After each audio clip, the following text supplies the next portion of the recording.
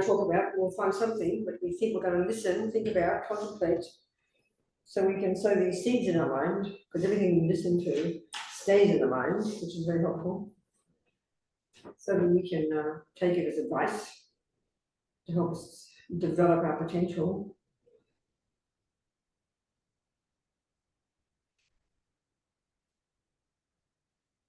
For our sake, and then because we live in this crazy world with all the others, for their sake too. Thinking like that. I'm going to sing a little prayer that sort of expresses that. Sangye Chana, Soke Choknam La, Jantu Bari Dagni Kyapsu Chi, Dagi Chonyen Gipe Sonam Ki, Drola Penche, Sangye Drumpa Sho, Sangye Chana, Soke Choknam La, Jantu Bari Dagni Kyapsu Chi, Dagi Chonyen Gipe Sonam Ki, Drola Penche, Sangye Drumpa Sho, Sangye Sangye Chana, Soke Choknam La, Jantu Bari Dagni Kyapsu Chi, Dagi Chonyen Gipe Sonam Ki, Drola Penche Sangye Drumpa Sho.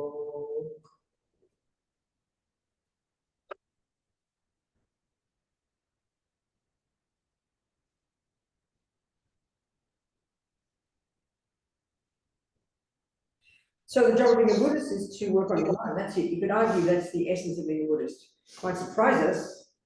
You know, we might think of being a Buddhist as having a bald head or wearing robes or doing prostrations or saying mantras or watching your breath or something like that. Buddha's expertise is the mind, that's it. From the Buddhist perspective, everything in the universe comes down. That's why Ellen was there, because you're unmuted. Mute yourself, Ellen. That's why you were showing as the speaker. She's sitting there agreeing. She's very sincere. So we heard Ellen agreeing with me. That's wonderful, Ellen. I'm happy. Good, now you're there. Thank you, darling. No problem.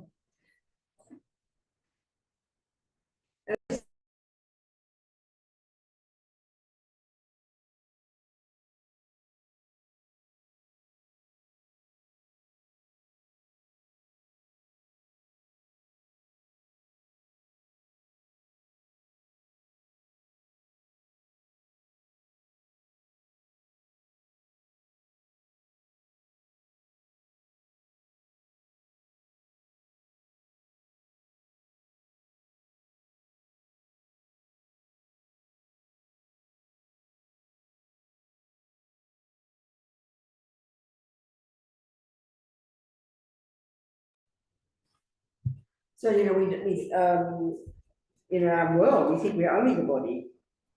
That's it. If you can't see it with a microscope, it doesn't exist.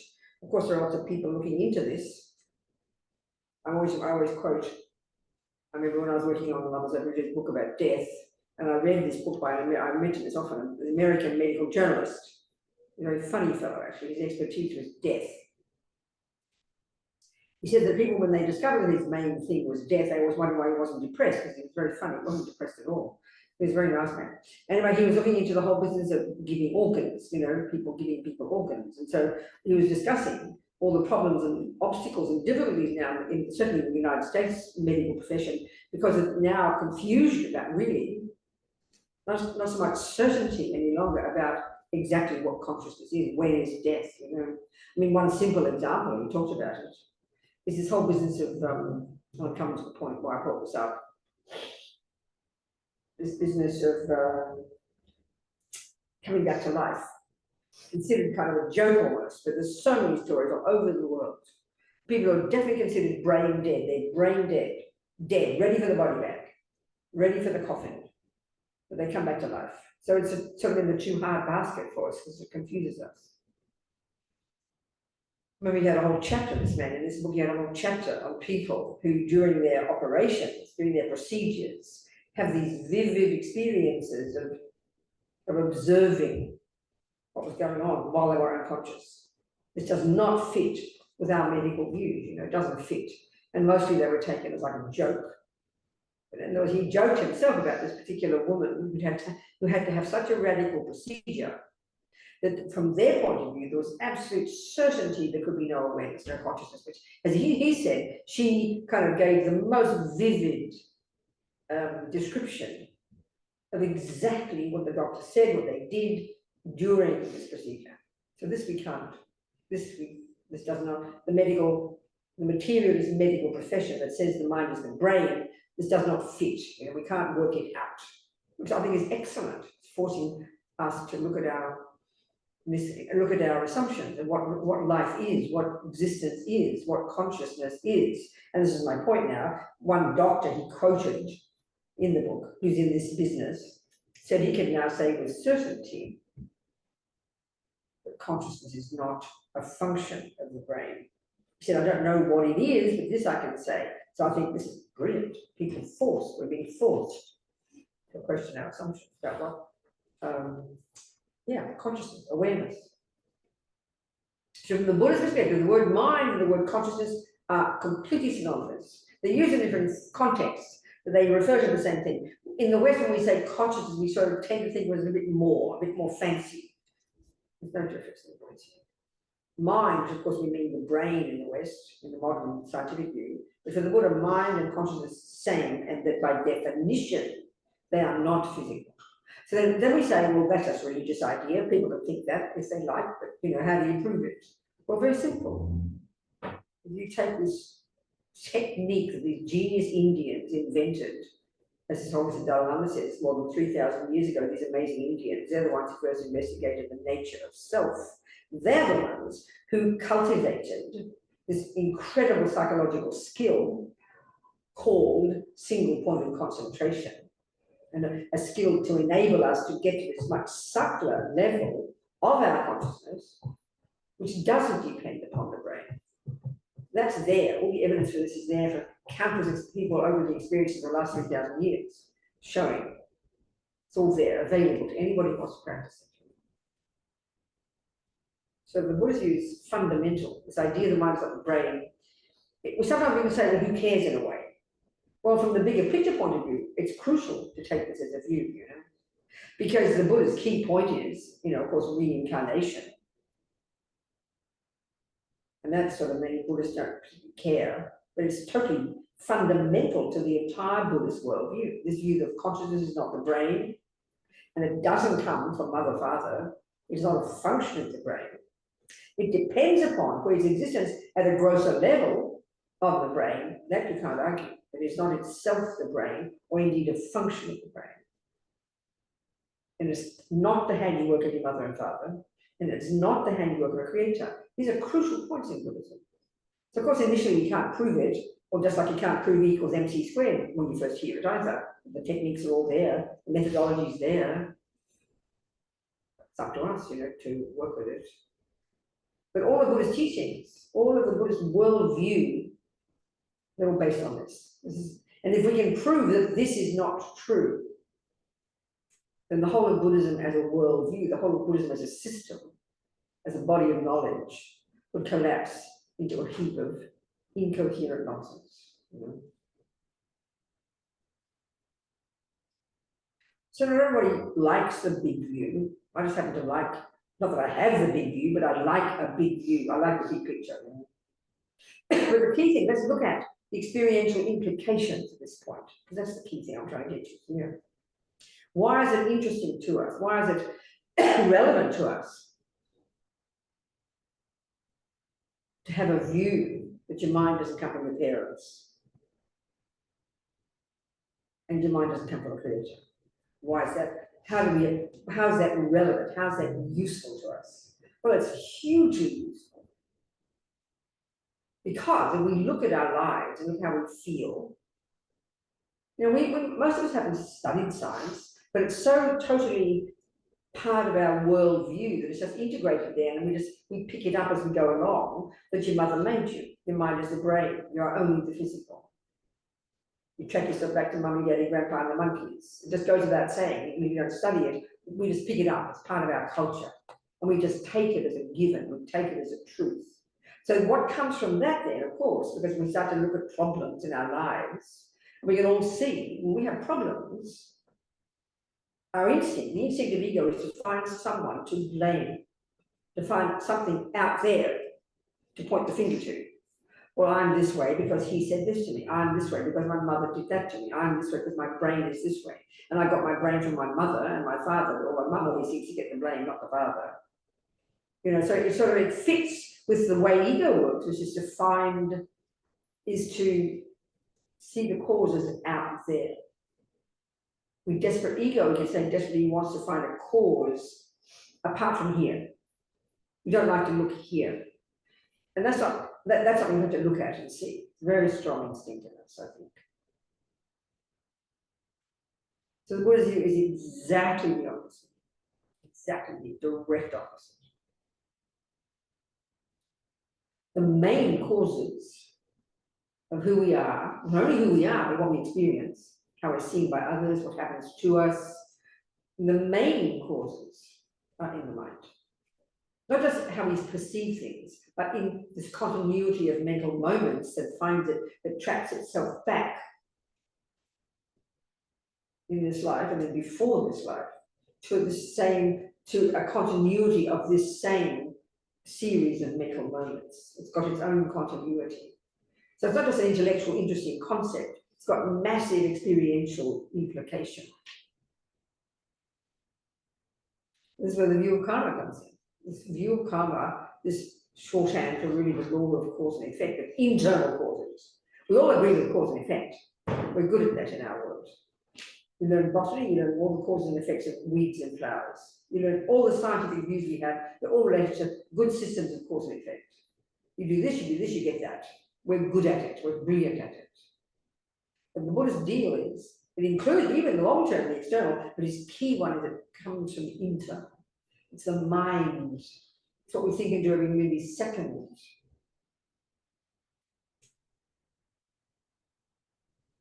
It programs our mind. I think we would like that term.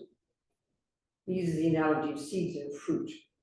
Everything we think and do and say sows seeds in our mind, if you like, that produces who we are in the future, produces us. What we do with our mind produces who we become. So what we think and do and say is the process of producing the person I become. This is very shocking to us. We don't think this at all. It's almost can't hear it. Almost can't hear it. This is the view of karma, that's what we say. Because the mind is what creates karma. Karma is a law that Buddha has observed to be a natural law that plays out in the minds and lives of living beings. All living beings, monkeys, humans, everybody. It's Buddha's view. A very different view.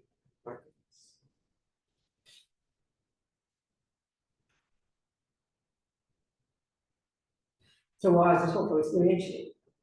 Well, because if I look into my mind, which I'm trying to do as a Buddhist, observe what's going on in my mind, because why? Because I want to discover what's there, because I'm taking Buddha's view as my hypothesis that what my mind does is the main player in my life. My body and my speech are just the servants of my mind.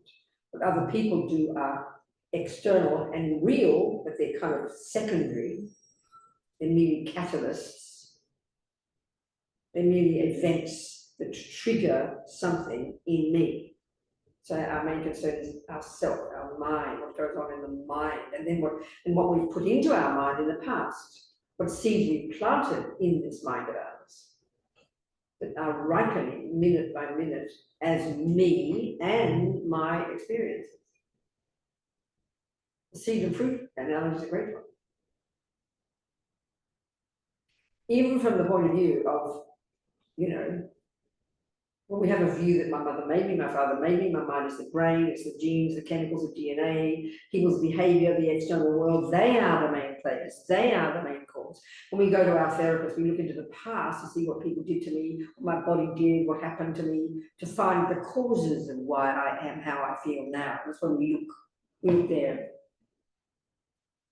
Buddha's not arguing that they don't play a role. He says, for the main causes, we have to look in here as well.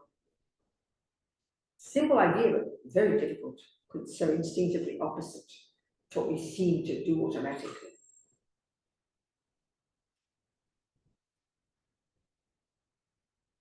So taking this view, which we then choose as our decision to take this view as our working hypothesis, is the best way to put it. It takes time to apply it.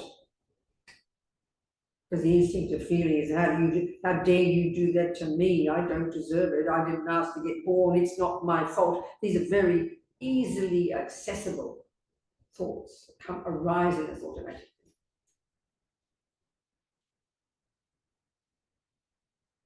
So now you know where this person who's someone else, I mean, I make jokes about it and it sounds kind of weird.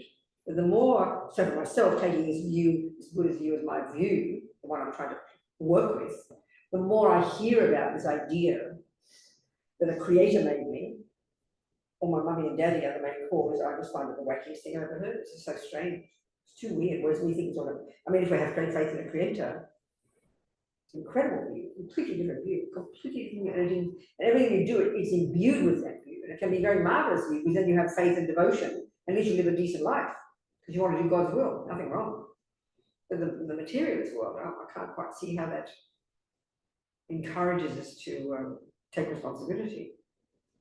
Because you're really out there for, it's not my fault, it's my genes and the DNA, it's the chemicals, it's the food, it's the politics, it's the person, it's the boyfriend, it's the mother, the father, it's all the external world, because we feel we are the product of what's out there. Somehow this innocent victim of somebody else's decision to make me.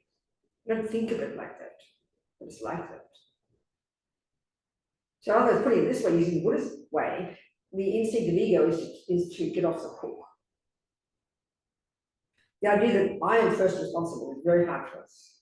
We talk about taking responsibility.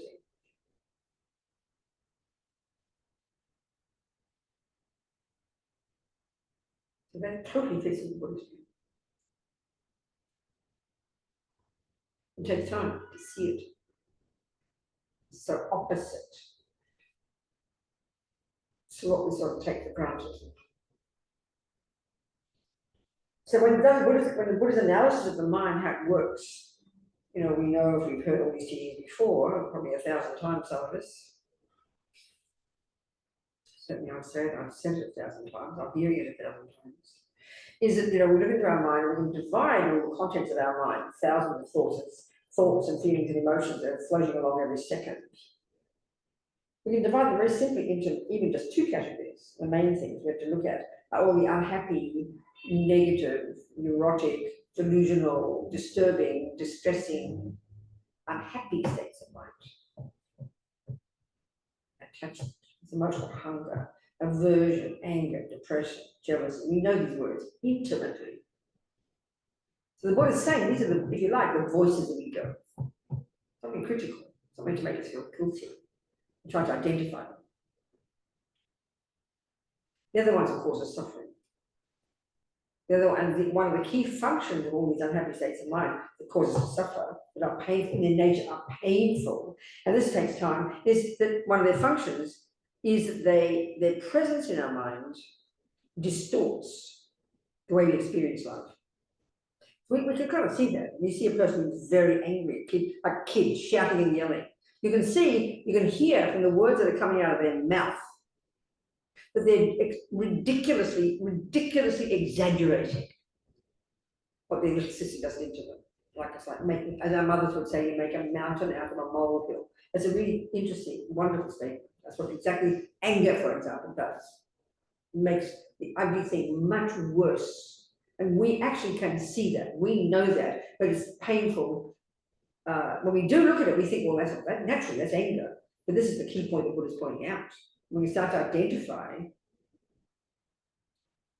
the particular way each of the unhappy states of mind exaggerate, distort, you know, embellish.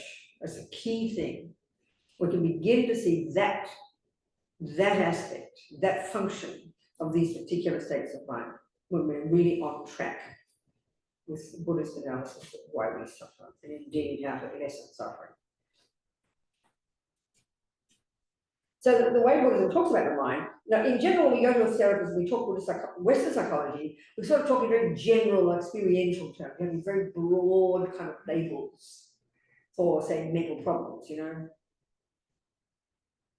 The Buddha's approaches to these different states of mind, these are the little problems. These are all, there's no thing in Buddhism called ADDD, ADID, UGD, and ICD. I'm not being sarcastic. But there are simply the function, you know, one of the functions of attachment, for example, is to have an uncontrolled mind. Well, that's attention deficit, that's AD, what do you call it? That's that one. Obsessive compulsive, it's another function of attachment. So in a way, it always seems simplistic, Buddha gives one word, but it's multifaceted, that particular function, that particular state of mind. So to identify internally, it's not that easy, but that's the job. Anger, for example, is a very broad word, anger. It's very specific in Buddhist psychology. It's the response, it's what arises in our mind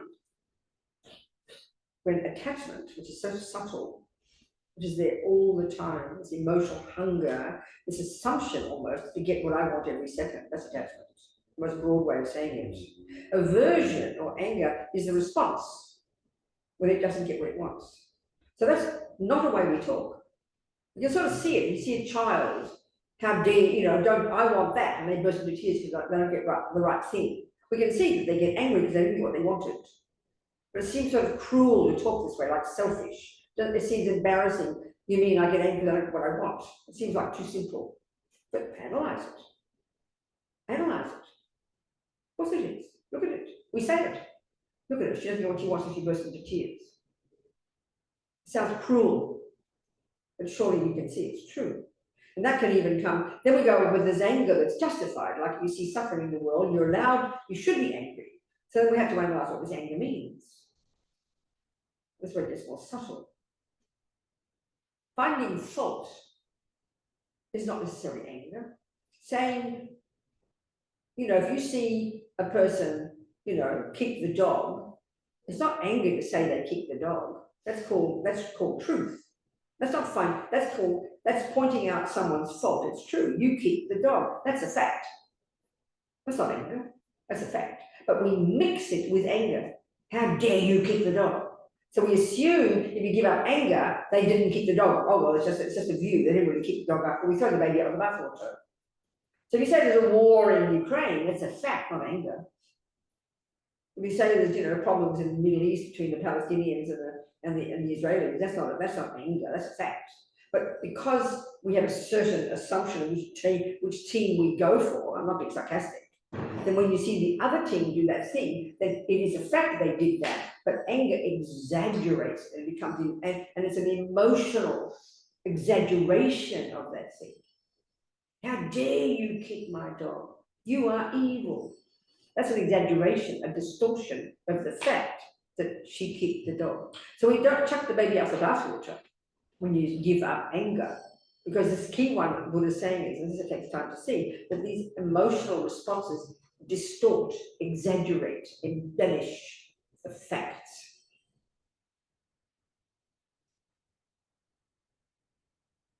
Attachment is such an easy one to see. You know, it exaggerates. Each of them has a particular function to exaggerate certain characteristics of whatever it is it's focusing on. So anger exaggerates the badness of something. Attachment exaggerates the niceness of something, the deliciousness of the cake, the beauty of the new boyfriend. But it goes to these states of mind go to such subtle levels, such subtle levels.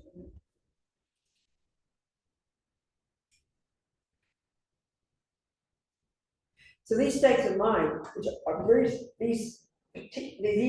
they're so precise. It's not like a generalized description. They're very precise description of these different states of mind that come along very quickly. They're thoughts, basically, that are mixed with emotion. Anger, actually, subtle deep down, is a conceptual thought that when it's a habit, becomes emotional. In other words, the body's affected, shouting and yelling. The more the anger is a habit, the bigger the fantasy, the bigger the exaggeration, the more the shouting, the more the emotional pain. Some people don't have much anger, have a little bit of anger. They get annoyed, upset. It's not huge, because their habit is not so deep. So the Buddhist thing is that all these different states of mind are conceptual thoughts. They're so precise, and there's like thousands. We're having them so quickly together. It's needing much internal analysis, much internal awareness, much looking. This is what meditation is for, to get to know so intimately what is going on in our own mind, second by second. It's a highly sophisticated job. Incredibly subtle. It goes to more subtle levels.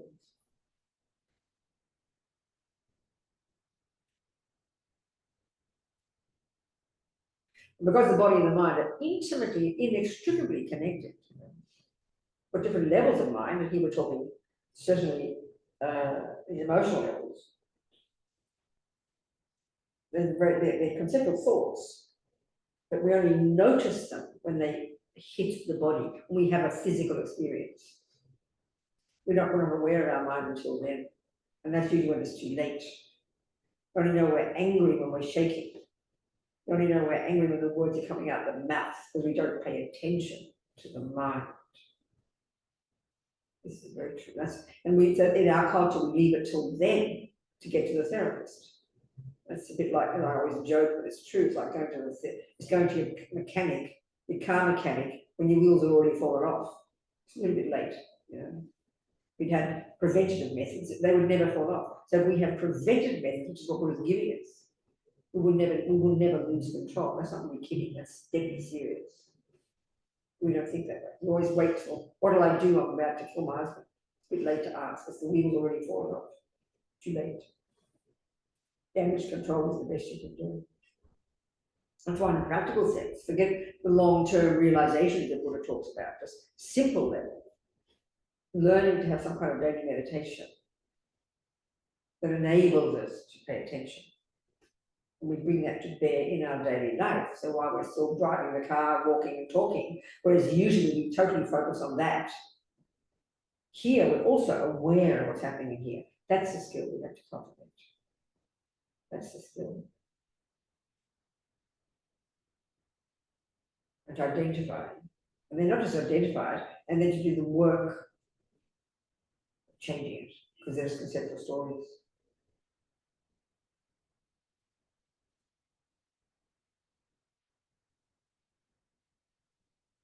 And the mind is the point. The mind is everything we're doing.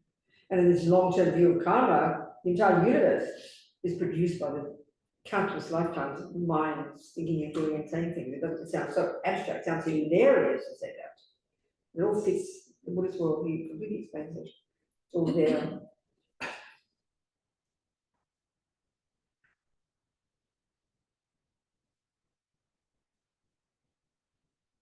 So the word karma refers to what the mind does, and indeed the body and speech as well. And what the mind, so the mind is the point.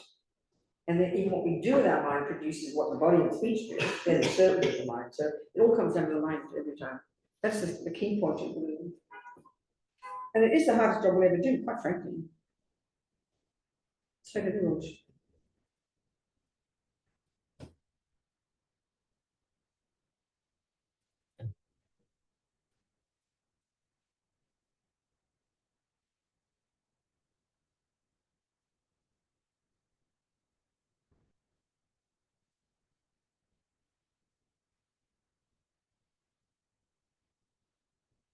And so, of course, the more you know your own mind, the more you can see the minds of others, and that's when we're qualified to help others. Bird needs two wings, wisdom and compassion. This Holy Dalai Lama says, compassion is not enough, you've got to have wisdom. Lama Zopa says, meaning well is not enough. We need wisdom, which is why in our lives, when we try to be a benefit to others, we make a mess. Because we're driven often by our attachment and aversion, especially attachment, to help others. It pollutes our compassion. It blinds us from seeing things clearly. And we're driven mainly by attachment, which is this self-centered. Don't be guilty about it, that's how it is. This utterly self-centered, necessarily self-centered, I-based, fear-based, self-centered emotional hunger to get what I want to be settled. That's it. That's as brutal as it sounds, that's what attachment is. When that comes along with love and compassion, which it does in our relationships, then it completely pollutes them, completely blinds us. So if you're in love with somebody, it means attachment's gone berserk. every millimeter of our being.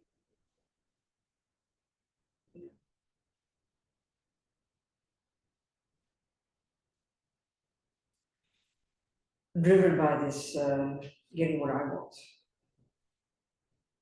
So of course we have lots of love and compassion for those we are attached to. They're the only ones we have love and compassion for. In fact, our love and compassion are contingent upon that attachment. That's why the boyfriend gives me up for a younger version. The love and compassion go out the window overnight, like that, right? 1 second, stop dead, overnight. Turns into anger. How dare? Love gone, finished. But attachment distorted. That's the idea. So hard to see. Because these thoughts happen 1,000 thoughts a second, so quick. And because we're not paying attention, we only notice these thoughts when we feel the physical impact of them. We talk about that, feeling it in our body, we talk about that.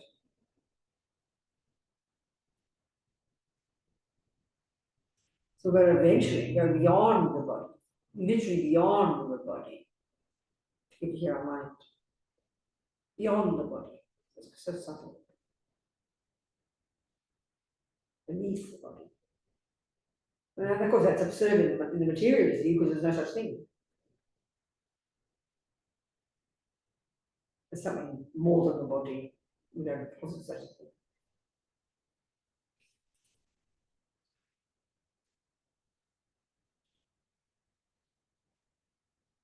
So it's encouraging too to hear the Buddha's view about the mind is that it's infinitely flexible. Nothing is set in stone, as our mothers would tell us, which is very encouraging.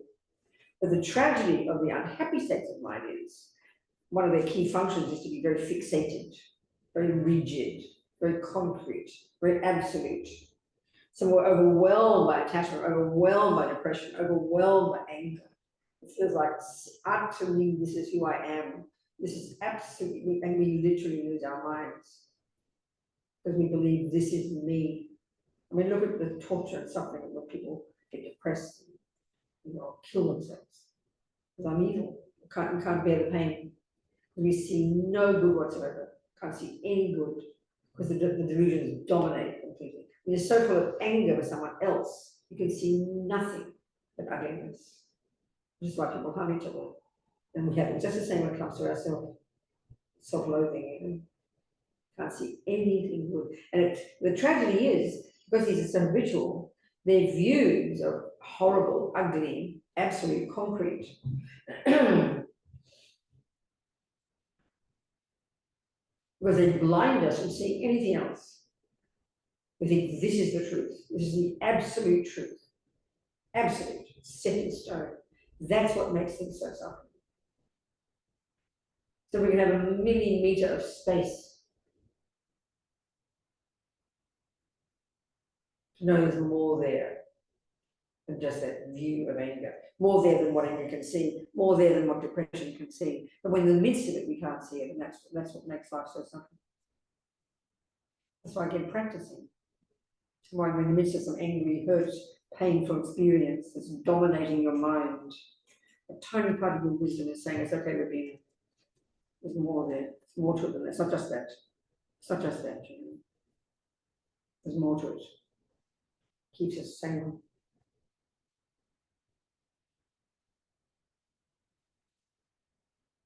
And that's also the point the Buddha's making. That seeing outside that ugly person who harmed you, we think that's when someone says, why are you suffering, Robina? It's very simple, because he did that. No one argues with that. Why are you happy, Robina? Well, it's also the same. We blame the person for making us happy. Oh, my boyfriend was so kind to me. That's an absolute answer to us. That's an absolute truth.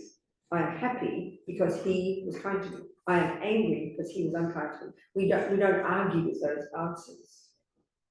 Buddha saying, literally, they're not the total truth.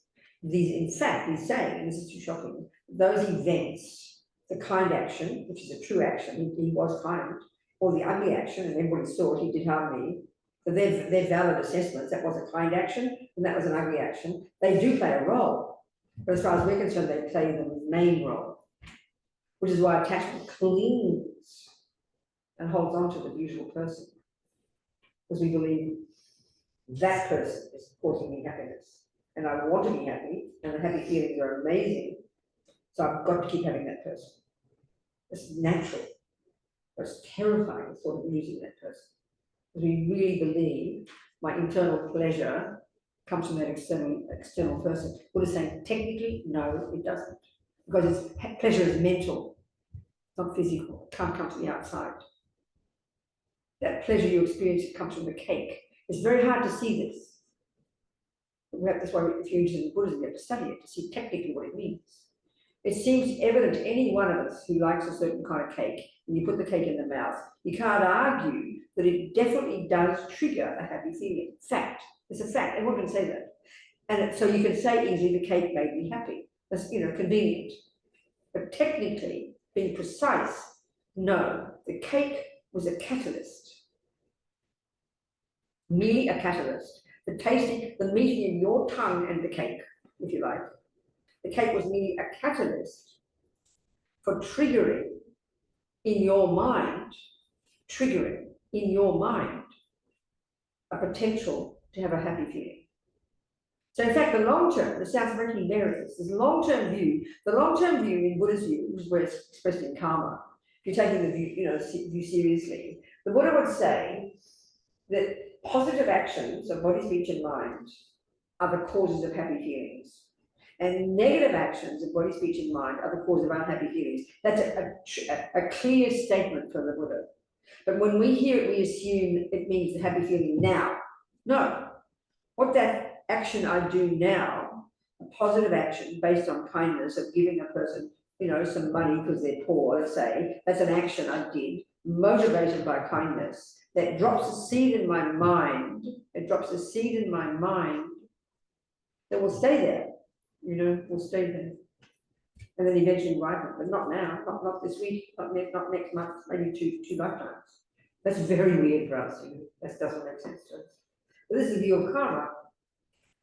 And we get it when it comes to science. We get it when it comes to, you put a seed in the ground, it's not going to come up as an oak tree tomorrow.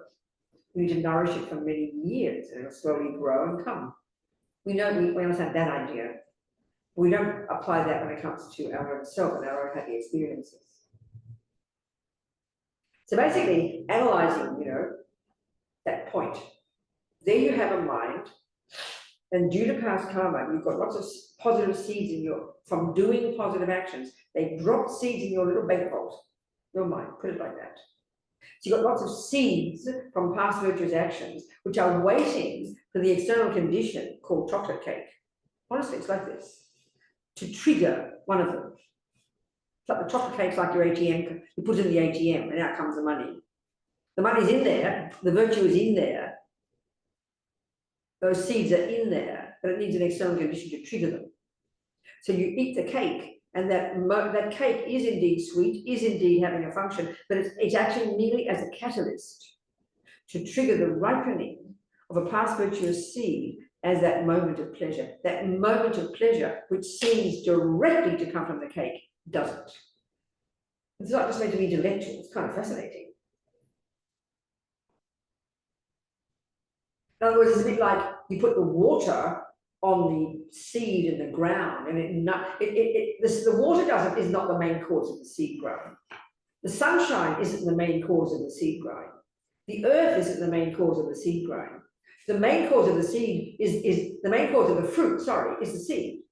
But you have to have the other conditions to enable it to ripen. Karma is exactly like that. Charlie talk all the time. Which is absolutely not the view we have. We think of the cake right now. It has the power, when I put it in my mouth, to definitely make me happy. That's how we think. That's why we eat the cake. Because we don't know how else to have a happy feeling.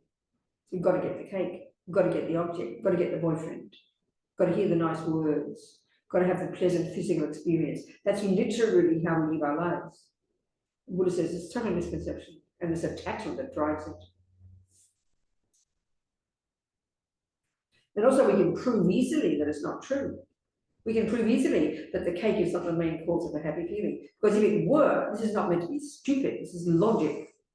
If the cake is the main cause of our happy feeling, then each time you put the cake in the mouth, the happy feelings will increase.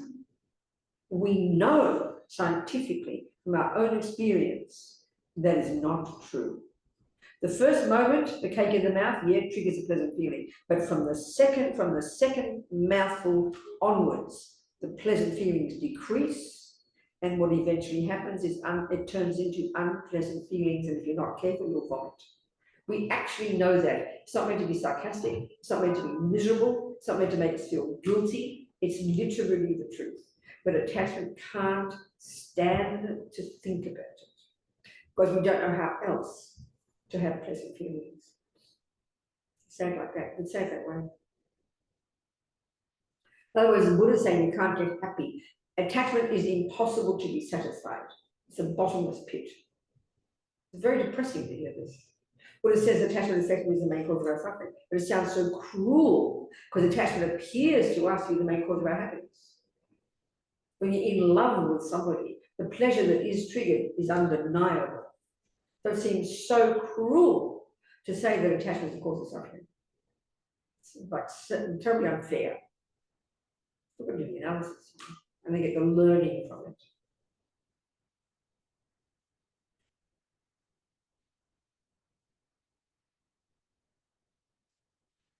I don't know, I'm just saying a few things here.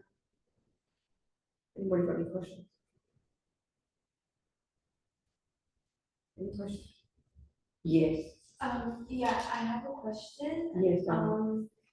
Because you say that in order for the seed to ripen, you need the proper conditions in order for it to ripen. Yeah, that's why the seed and the fruit one is a nice example. Yeah. Yeah, but isn't that a bit contradictory when you're saying that your happiness isn't dependent on anything outside of No, I didn't say it's not dependent. I didn't say those words. And sometimes split hairs. Well, yeah. I know. So what I'm saying is the outside, the habit. So what you're saying is that I'm saying what saying again.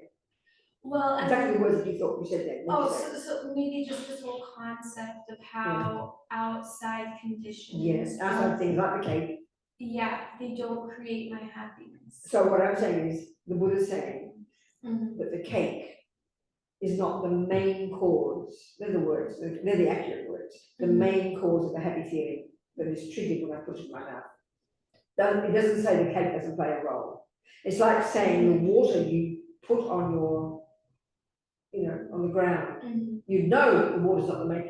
Like when you put the water on today, the little seed might suddenly pop up as a sprout, mightn't it? You know the water's not the main cause, don't you? Would you agree with that? Yeah. The water's a catalyst. Well, the cake is the catalyst. That's what I'm saying. Can you hear that? Yes. You sure? No, you can't. So talk about it. Because where's the problem? Because I guess the idea that everything begins and ends in the mind, right? Well, they're your words. I never said those words. Well, maybe so. That's how I. So keep talking. It's good. All right. So, for example, right, if a situation arises because of how I decide to view that situation. No, give examples. Keep it simple and use simple example. Use a simple example. Because we're being quite technical here. Yeah. And it's meant to be experiential, it's not meant to be just smarty pants, Yeah. So go on, say your point. Um, So what's wrong with the cake example? What's wrong with that? You use it as an example.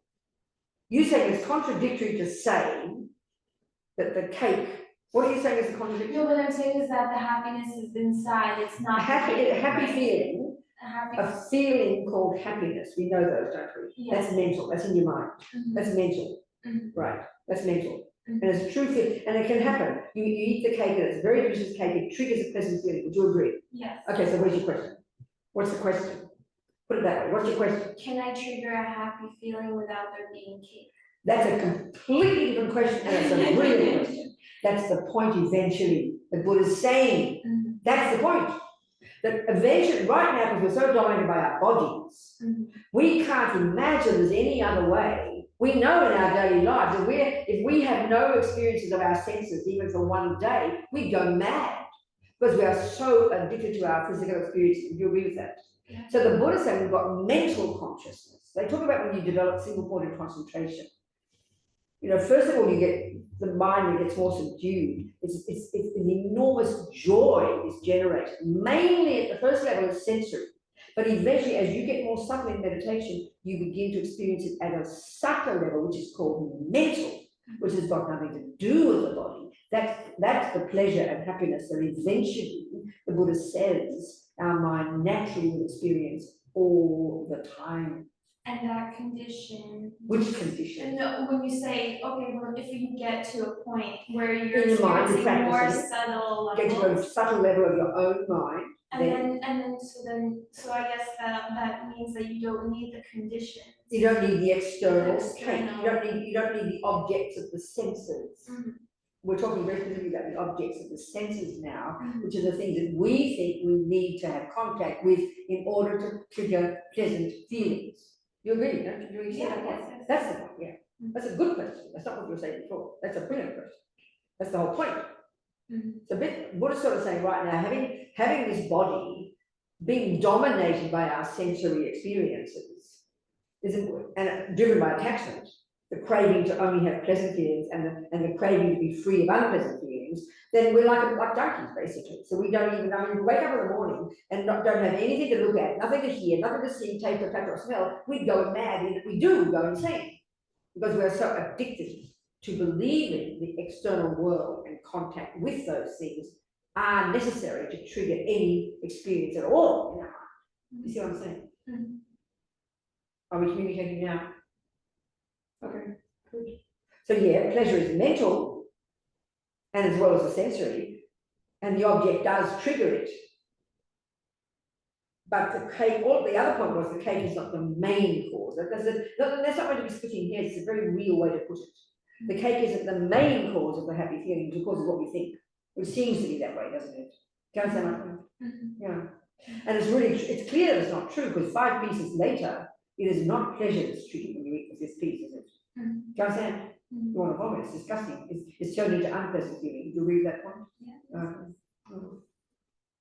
So this all sounds kind of intellectual. And it is. It's like it's analysing it. But then we make it experiential through our meditation, through our own lives, and we learn from our own experiences. We learn from it. Any other questions, people? Anybody else? Yes, Mary, darling, talk to me. Hi, Venerable Robina. I have a question about cremains. Who? About ashes. Oh, okay. You mean dead people's ashes? Yeah, my dad died 16 years ago, and his ashes are on my mother's dresser, and as they would be, yes, of course, in a candy box. And then, darling, you better get them blessed with Jangwa straight away. You should check out with Geshe Sherab or somebody, and he can point you in the right direction and have them blessed, and your dear father gets some blessing. Well, when actually, I've had some of the ashes made into satsas. Were they blessed first? No. You've got to have them blessed with Jangwa to practice. Okay. I'm just quoting you what Lama Zopa would say. But having a satsa is pretty good, that's not bad, but you have the blessed with Jangwa and then made a satsa, that's double good. Okay, I'm in Ohio right now, but I'll contact Geshe Sherab. Geshe Sherab might well do it, or any other person. You have to find somebody who's qualified, so it takes a few hours, this particular practice, to bless the remains. It's a very beneficial practice. So my question is, my mother's going to be moving in with me in 2 weeks, and so yesterday I emptied her dresser and my dad's dresser, all the contents. So I have them in bins here, and I'm going to recreate her dresser here in the bedroom. Yeah. But I don't know what to do with the box of ashes she has. She's had on her dresser. They're full of dust and everything, but I don't know what to do with. But you do know you get them blessed, that is sense. What's the question? Why is that a problem? Well, huh? Well, no, it's not a problem. I mean, I guess you answered I guess the question's answered then now, because when my dad died, I took a scoop of his ashes, okay, to New Mexico, and I had those made into satsas. But the ashes my mother has of my dad on her dresser, in her bedroom. I understand that. my mother, do I put them back on her dresser, or what do I do with these? What do you mean, Doc, put them back up? Does she see them and where's Dad? She knows they're there and she knows what they are, right? Yeah. Well, I mean, what are you asking? You just take some of the ashes and get them blessed and let the ashes sit on the counter. Who cares? Okay, that's it. Who cares? Okay. She's not gonna know. She still sees her husband there, gonna see him. Yeah, that's it. Good, darling. Thank you. Okay, thank you. Who else? Questions, anyone? Any more questions? Yes, darling, talk to me. Come on. What are the type of questions I can ask myself during an experience so I can be able to identify whether attachment is ruling my feeling or Well, I mean, love? first of all, you've got to know what attachment is. You've got to know how to define it, know exactly what it is, what it's saying. Do you understand attachment? Tell me what you think it is. How do you hear it in your life? How do you see it? Well, I think, because it's so sometimes integrated with love, it's sometimes hard to like really That's be right, able to exactly. pull apart. That's but right. How I see attachment is that it is something that exaggerates favorable qualities That's right. that makes me want to possess it. That's it, or be close to it, or have it, or see it, or hear it, or taste it, or smell it, or whatever. Exactly, that's right. So what type of questions can I ask myself? Well, you just observe. I mean, when start I'm with observing? experiences that are simple experiences we have all the time, like in your body. I mean, for example, start with your own body. You know, we all know that when you go in the morning, let's say you go in the morning and you've got a cramp or something. The body feels a cramp. Straight away, we call that an unpleasant feeling, wouldn't we? That would be an unpleasant feeling. Well, you just catch it and observe your mind resisting it. You know, so there's the unpleasant feeling is one thing, but aversion is the delusion towards it. So when there's an unpleasant feeling, aversion wants to push it away, isn't it? Or attachment, when there's a pleasant feeling, attachment manifests. So you have attachment and aversion, these two are most fundamental, and they're going a million times a day. You know? So even just observing your body, as soon as an unpleasant feeling arises, observe how your attachment is not getting what it wants, because it's getting an unpleasant feeling. So aversion instantly arises and you wish it would go away. You recognize that? Right there. There's an example. Right there. If you understand attachment at the most fundamental, at the most primordial level. See, aversion is easier because it's the response to when attachment doesn't get what it wants. So when attachment is getting what it wants every second, we don't even pay attention, we just take it for granted. So when you get out of bed in the morning and you feel comfortable, we don't think, oh, good, attachment's getting what it wants. We just, oh, I'm comfortable. And as soon as you stub your toe, then you notice that unpleasant feeling arose and you notice aversion. So then you go, oh, that's interesting. Aversion is the response because my attachment wasn't getting what it wants all of a sudden. So aversion, opportunities when bad things happen are great opportunities to catch attachment, which is underneath it. So just grab the opportunities. You see something outside that's unpleasant. You're rushing late, the red light comes when you're driving. Aversion arises. You hear a noise, irritation arises. Someone says the wrong thing. They're the moments to catch. It's too hard to catch attachment every second because it's really at the level of assumption. You hear what I'm saying? Or that you're particularly attached to certain things, like certain things happening, an event. You're looking forward to meeting someone for dinner. You know, you're anticipating. Anticipation is attachment. All excited, anticipating it. And then they're late and you get upset. These are the types of simple examples. You don't wait for the big dramas to happen. These are playing out 1,000 times a day. Do you understand? They're the opportunities to take. So I just want to take that example and kind of go further. So let's say I'm anticipating a dinner, right? Yeah. And then you're looking forward to it. We say looking forward to it. And then the person is late. That's right. And then so is my disappointment. Disappointment is a polite word. Aversion? It's a polite word for aversion. Exactly right. And that's when attachment doesn't get what it wants. That's it. Just it. Even when you stub your toe, it's the same thing. I see. You know, and that's where it's attachment. You're not even expecting to have a happy feeling in your feet. That's more subtle. Yeah. There's no actively looking forward to having pleasant feelings. You're just walking along in your bedroom and you stub your toe, but attachment was there. And the extent of your aversion when you stub your toe is equal to the extent of your attachment. Hungry to get only nice things. It's playing out more vividly with your friend and you're anticipating, looking forward to. I mean, because I'm attached to food, and somebody invites me out for a meal, and my stomach's empty, and you look forward to it, you order it, and you're waiting for it to come from the kitchen, and you're sitting, you're anticipating it. It's a simple example. And you're anticipating it, and you look at it when it's on the plate, it looks so divine, you're all excited, you want to get it in the mouth. There's simple examples, you know. And then you eat, and you're waiting for happiness to come, and then before you know it, the plate's empty, and your stomach's full, and you think, oh, what happened to the pleasure? You missed it. These baby examples are very helpful. Do you understand?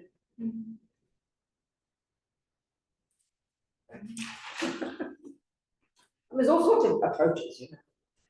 This is one approach, just using the ordinary daily life. Anybody else here? Who's there? Who's Joey? You've got a question, sweetheart?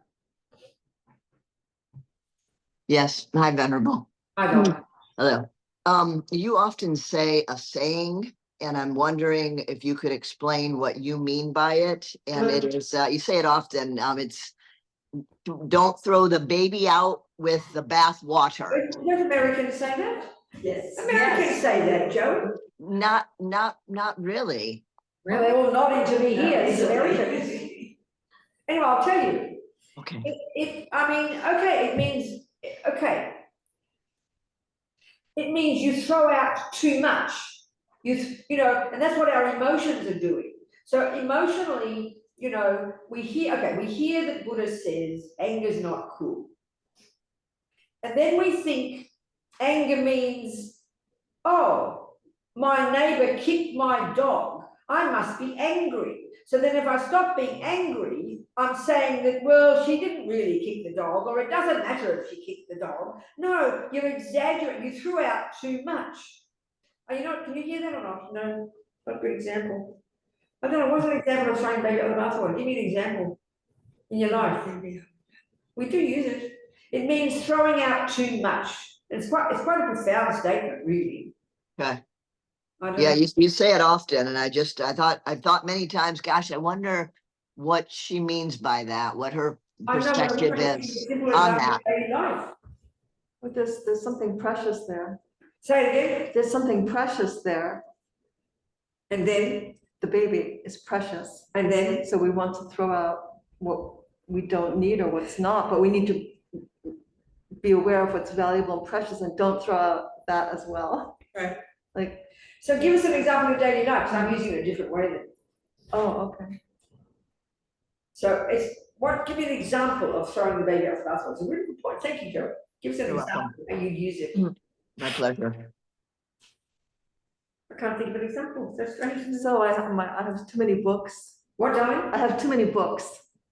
Books, yeah. So I need to get throw rid the of wash them. out. I'm Okay, that's a good example. downsizing. So here, it's a different way we're using it here. Okay. You know, but maybe there's like a core collection. So I'm just gonna box them all up and just clean everything. But Okay, actually, so maybe there's a small collection that's like very precious and that does mean something to me, and maybe I would just. Yeah, but in our daily life, when we're doing it emotionally, very fascinating. Thank you, Joe. Fascinating. My pleasure. No, wait, let's wait. I'm trying to work it out. Okay, yeah. Or, I mean, you know, someone might be upset with you and say, you know, you're always angry, Joey. And you'll say, okay, I'll say nothing then. You're throwing the baby out with the bathwater. You go to an extreme. I didn't say stop talking altogether. I just said stop being angry. So we throw out too much, which is a bit different from a pleasant thing. Okay.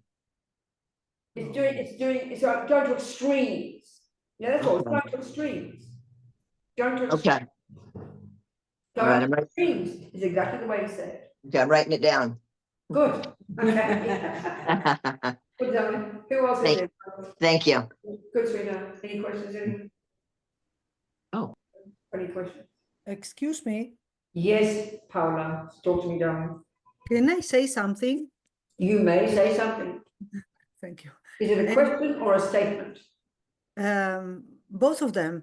Well, ask me the question first. I just wanted to add an example for Joey.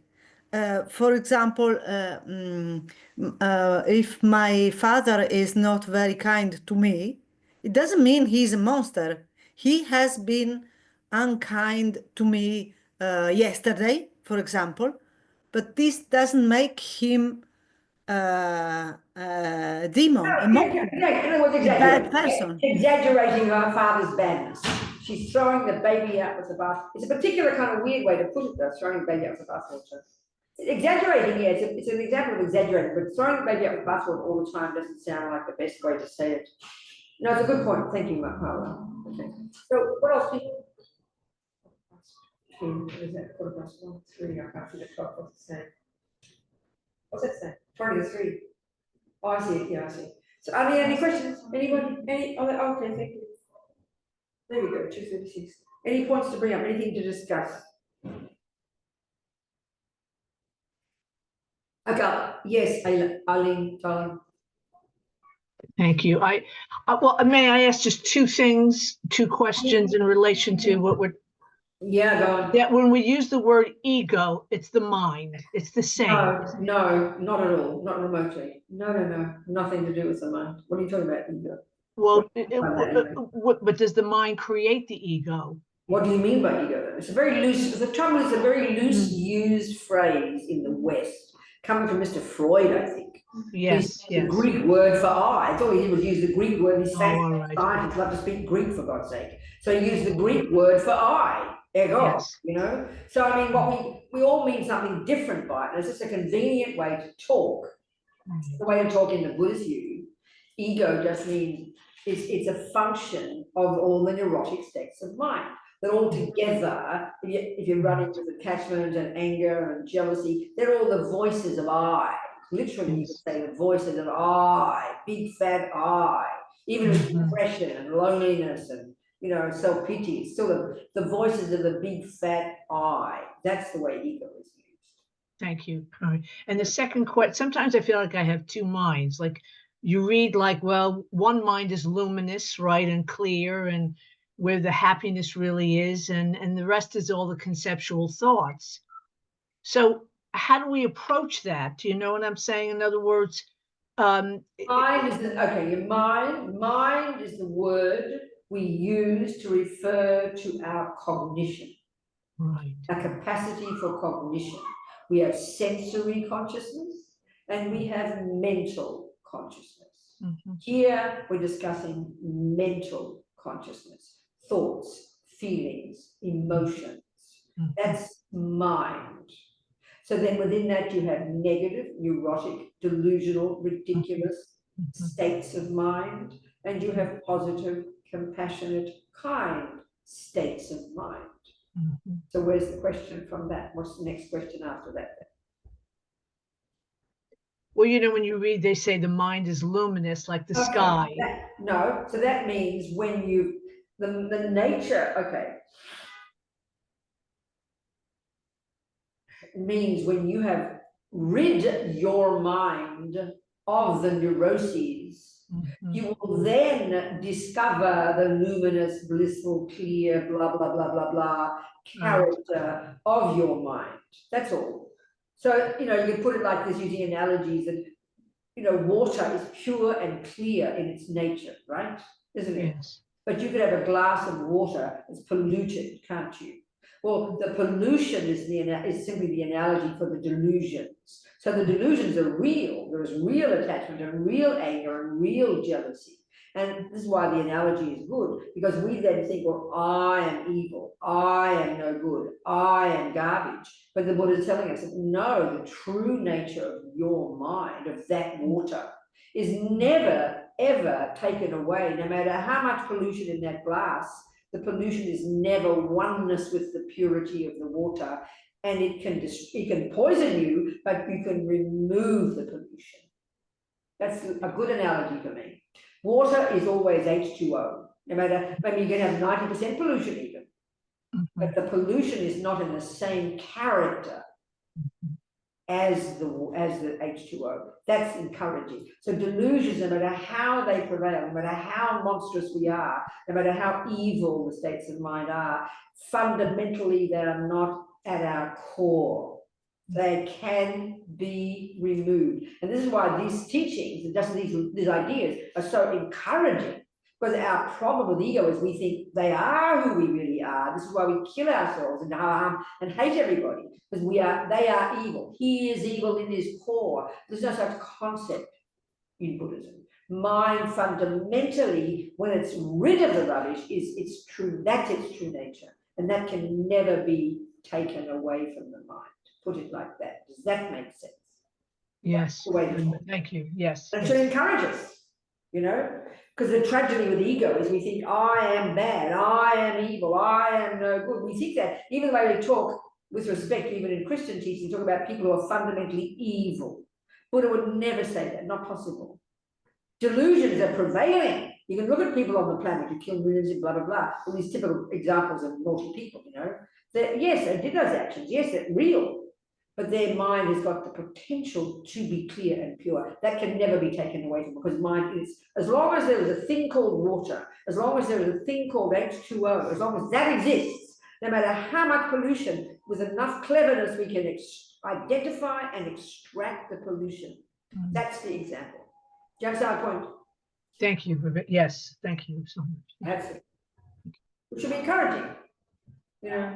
And that's in a simple way in day-to-day life. That means you've got to constantly refer to, notice, point out our virtuous states of mind, because they relatively are clear and they are our true nature more than the other garbage. And that's very surprising, because in our modern world we don't think that. You know, do you understand? Because the delusions cause suffering and pain, cut us off from others, are absolute and concrete, and the virtues are more spacious and clear and connected to others. They're more in touch with reality. They're more clear and pure. And we can see it. If anybody we know who is more kind than angry, they're more happy. Do you understand? Anybody who's more angry than kind is less happy. So delusions cause suffering, and the virtues cause more happiness. Do you understand? In our own mind. So when we're overwhelmed by the rubbish, we should remind ourselves of our virtues and our goodness. They're all there, but we just can't taste them. Do you understand? Thank you, Robina. Thank you. Good. It's like saying, you know, a person can see the glass half full, a person can see the glass half empty. It's like that, you know, when the negative ones are overwhelming, we can't see anything good. It's so in ourselves or others. This is the tragedy. So we can stay optimistic. It's so beneficial. It's hard.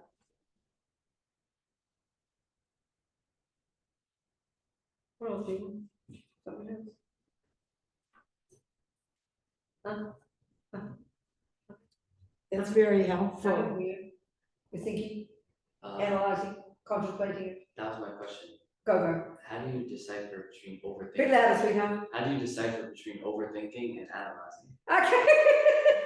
that's a good example of chucking the baby out of the bath. No. If I say no analysis, let's chuck the baby out of the bathwater.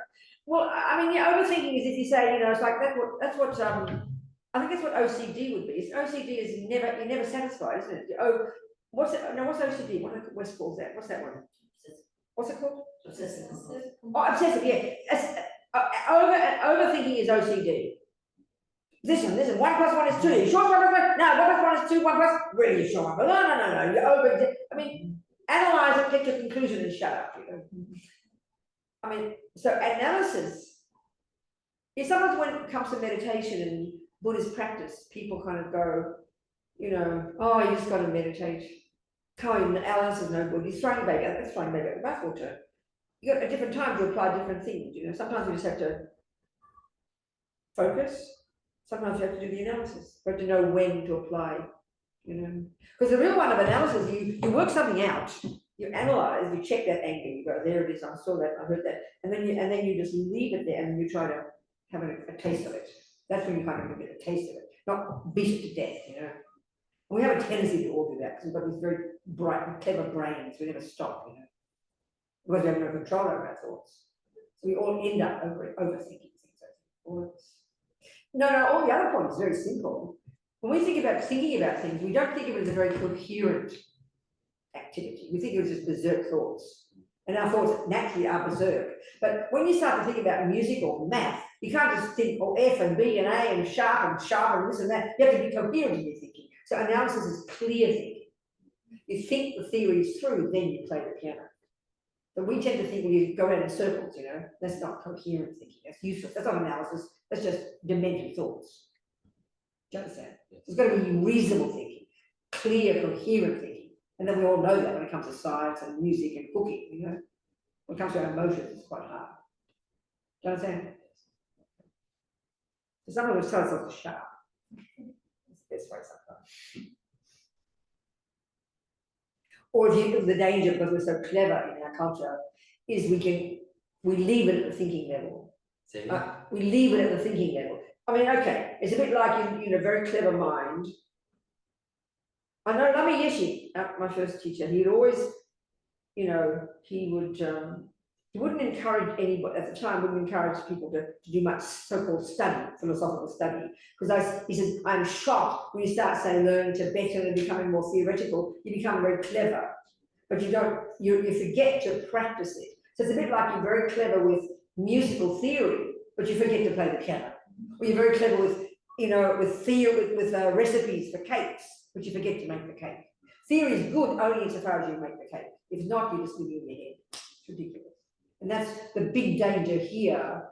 We know the theories about impermanence and emptiness, all the theories in Buddhism, and then we get a bit depressed because we see that we can't quite make them tasty yet. We've got to be patient. Don't you? Yeah. Practice just. Because I think eventually what happens if we just think about impermanence is almost intellectual.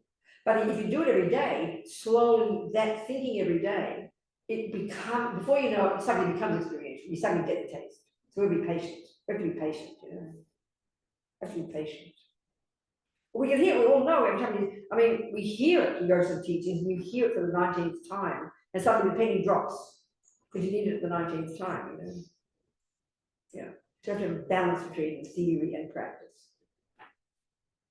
Well, there's different kinds of, many kinds of, you know, for example, many kinds of meditation. And finally, it's got to be experiential. If it's not, it's like just learning all the theories. Or it's like, as Lama Zopa said, it's like thinking the pizza packet is the pizza. You know, ridiculous.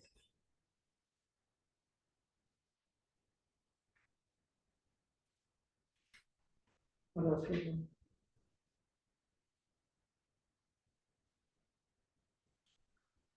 Anyone else question? The other thing I think about that's very helpful, we try and distinguish in our mind between the unhappy, tight, constricted, you know, I-based thoughts, worry, fear, worry, chewing things like a dog with a bone, worry, you know, or the positive ones. And sometimes be moralistic. The thought of love means a delighting, it simply means a moment of when you see someone else happy, or you think of a person and you're happy, or you want them to be happy. That's the definition of love. That's the definition of love in Buddhist psychology. The thought, may you be happy, or you are happy for a person when they're happy. That's called love. Very simple. You know, compassion is may you not suffer. May you not suffer. Empathy with someone suffering. That's amazing.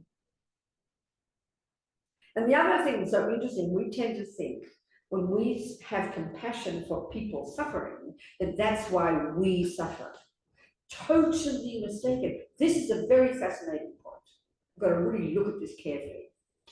The Buddhist view is that the neurotic states of mind, that even forget what they cause us to do and cause us to sow seeds in the future suffering results, but just the very having of them now is suffering. The very having of the attachment and the fears and the jealousy now is painful. So then I have compassion. I see someone suffering and my heart reaches out and I have empathy.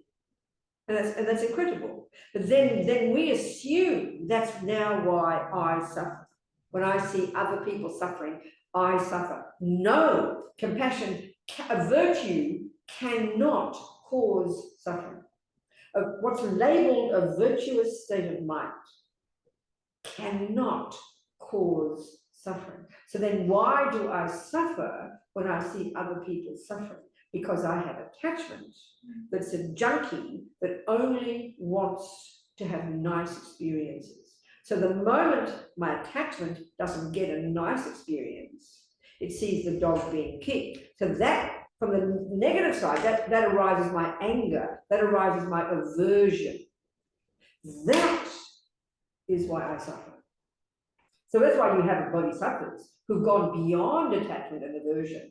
No, the more suffering, the better for them. I'm not trying to be ridiculous.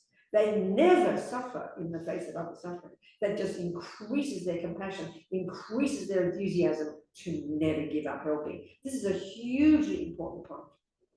Are we communicating? So we suffer when we see suffering, not because of the suffering, but because of our own fears, our aversion, and our attachment, because attachment can't stand problems. So that's why we suffer. So in other words, our attachment and our aversion are polluting, are holding back, are limiting our compassion. This is a hugely important point. Are we communicating? It's really powerful, that one. Yeah, that's huge. So we have to just, you go, Yeah, that's huge because so that's why we have to see, when we see suffering, not be afraid of it, and then see, I always quote Martin Luther King. He said, it's good to see this suffering. It's good to see bad things. He didn't say like that. It's good to see, look at the injustice, look at the racism, but then instead of having a panic attack or angry, want to kill people, what can I do to help? That's compassion, and that gives you courage. That's the point. So to practice that. Because we have aversion, we see all the same, we can't bear the world, we don't want to read our news, we don't want to see the politicians, we have panic attacks, we think of everything, we exaggerate, you know, we can't cope. It takes courage to do that. And we can't make it all go away, we can't rush off to Ukraine or Russia or stop the politics, but we can do what we can here and now. Do you understand? Do what we can now, one little tiny thing. That gives us courage. Can't make it all go away. Attachment wants it to all go away. Attachment can't stand. I mean, attachment is so primordial, people. It's way more than just, oh, I like chocolate cake. It's deep in our bones, you know. The need to have everything lovely. That's what attachment is, it's the need to have everything lovely. Can't stand painful things, can't stand problems, can't stand seeing suffering. That's why, you know, when you have, let's say a person who has a very good life due to past karma, they're rich, they're beautiful, things go well, they're like seduced by it, addicted to, so you can become so addicted to all this pleasure, you don't even want to look at the rest of the world, you know. Too much, you can't bear the pain, it's too much. That's why it's so easy to have this inertia. Of just being having, aren't I lucky? It was a wonderful life. Aren't I fortunate? No, not even we say, aren't I lucky? Like as if someone gave it to you. No, it's the duty of virtue that you've got it. How amazing!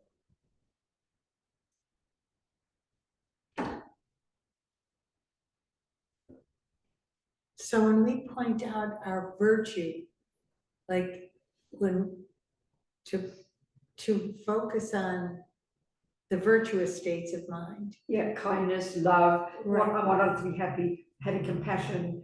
But they're the virtuous states of mind, but the other point is crucial, my feeling. They are the virtuous state. Practicing rejoicing. So Lama Zopa says it's one of the easiest practices to do. We never think to do it. Rejoicing means first thing yourself. Not just, oh, aren't I lucky? Wow, I must have practiced so much virtue. I'm so happy. Aren't I fortunate to have a good body? Aren't I fortunate to have money in the bank? Aren't I fortunate to want to be a better person? Be delighted in your qualities, and then you rejoice for other people. This is an amazing. Rinpoche says rejoicing is just such a powerful practice for our mind, so beneficial. For our own mind, it's so powerful. And it lifts us. You know. Rejoicing, delighting in things, having compassion, practicing kindness, and just having loving and kind thoughts. We think that's just boring, but that's part of the process. Have positive thoughts, you know. It's not like being Pollyanna. We think it just sounds like, oh, it just sounds silly having positive thoughts. No, actively cultivate positive thoughts.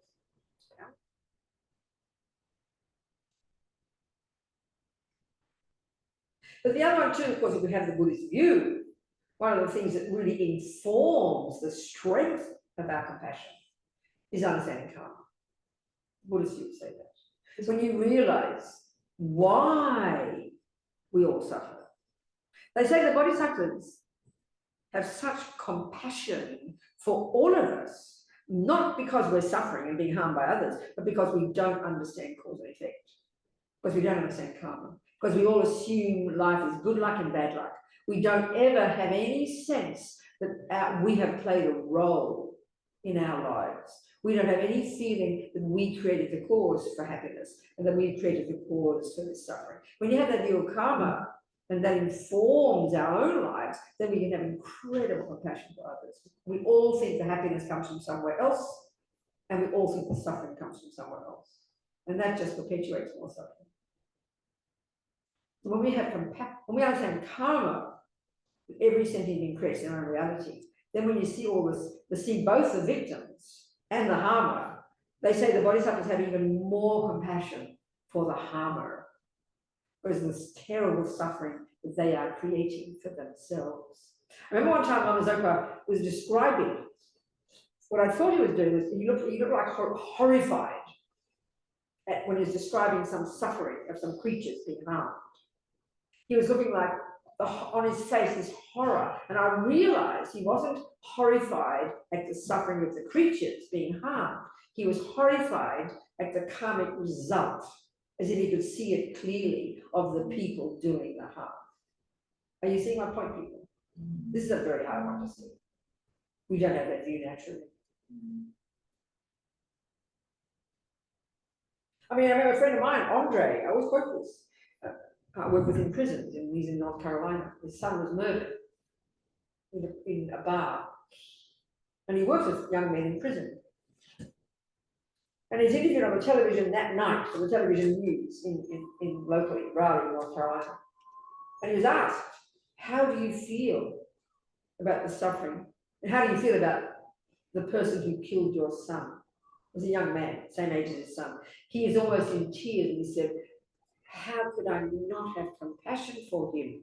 His suffering is only just beginning. So forget future lives, he's just seeing the suffering of having to go to prison, because these are the very young men he works with in prison, so he sees it all. How could I not have compassion for him, he said. For the man who murdered his own son. That's intense. That's real compassion. Do you understand? That's incredible. How could I not have compassion? He said his suffering is only just beginning. And he knows it because he works with these guys in prison. And they're all somebody's son, you know. That's very amazing. That's the kind of compassion to have. And that's hard until we see it ourselves. So in other words, this point is difficult for us. When we can see in the very first stages of practice that why I am suffering even just now is because of my attachment, my anger, my depression, my jealousy, that they right now, the very having of them, the pain is unbearable right now, right now. Forget the causes that I'm creating for the future. But just the very having of them is causing me pain. And then we can see when I'm angry and depressed or jealous, that's why I do things to harm others. We're all probably not monsters who go around killing and murdering. But we have done, always have done, or will do, or occasionally have done things to harm others. It's not because you love them. It's not because you're compassionate. It's not because you're patient at that moment. It's because you're hurt, resentful, jealous, depressed, angry. So when we see that they first cause me pain, and then second, they are why I do anything to harm others, then we can have compassion for others who harm others. Because they're driven by the same attachment, anger, jealousy, and pain. It's very hard to see this because we would rather blame. We would rather be angry with them. We love to be angry with people who harm. So we'll never be able to have that level of compassion until we have it for ourselves, which is the very first level of practice. So Buddha means our renunciation. Renouncing your suffering and its causes. So the first work is internal. That's why someone says compassion is not enough.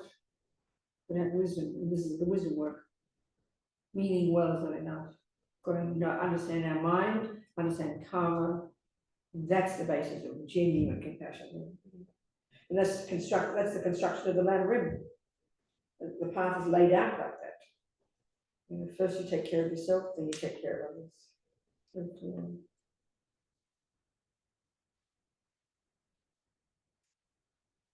And I thought we hear karma as punitive, you know, punish, reward. But I was saying karma is like self-compassion. This is why I'm suffering. I'm sick of this suffering. I must stop causing it for myself.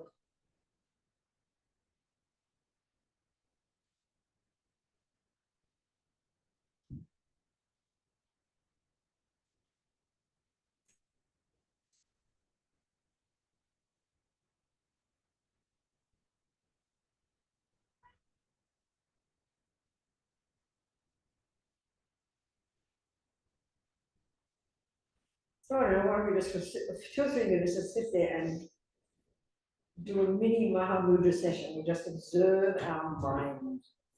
Okay, so just sit, be very natural. Don't even think I'm going to meditate. Just be natural. Just close your eyes, maybe. Just decide for 2 or 3 minutes, without any analysis, without any opinions. We're just going to observe whatever pops up in my mind. Just observe that.